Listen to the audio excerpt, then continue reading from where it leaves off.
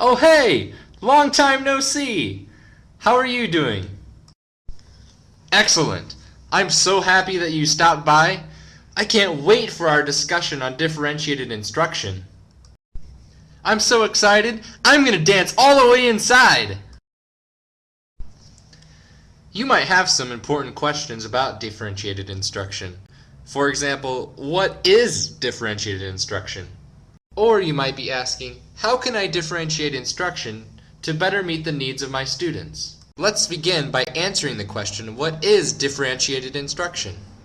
According to Carol Ann Tomlinson, a teacher who differentiates instruction proactively plans and carries out varied approaches to content, process, and product in anticipation of and response to student differences in readiness, interest, and learning needs.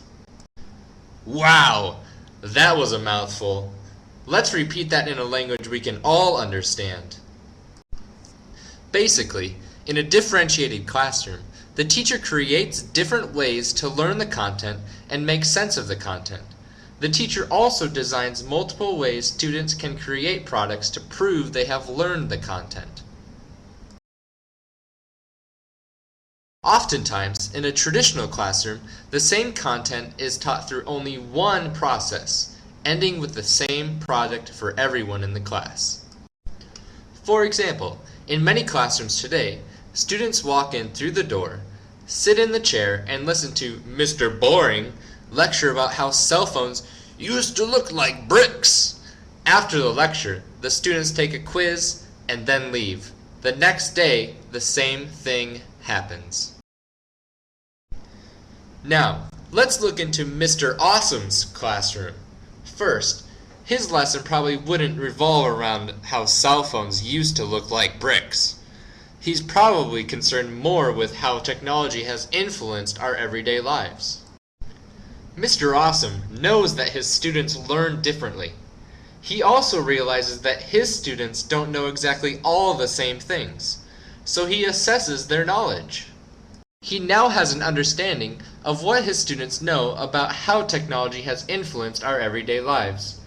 He acknowledges that some students don't know what technology is, while other students could easily build their own computer. He will now use a variety of instructional strategies to match the readiness, talents, and interests of his students to the content, process, and product of the lesson. In the end, Mr. Awesome wins! He differentiated instruction to meet the varied needs and levels of his students. All of his students learned. Mr. Boring, well, Mr. Boring only won the Boring Teacher of the Year award. Differentiating instruction is not easy to do. It's difficult, but it's also imperative. It's important to remember that there's so much more to differentiated instruction than just a definition. It's a way of student achievement. So, it comes down to one question. Are you going to be Mr. Awesome or Mr. Boring?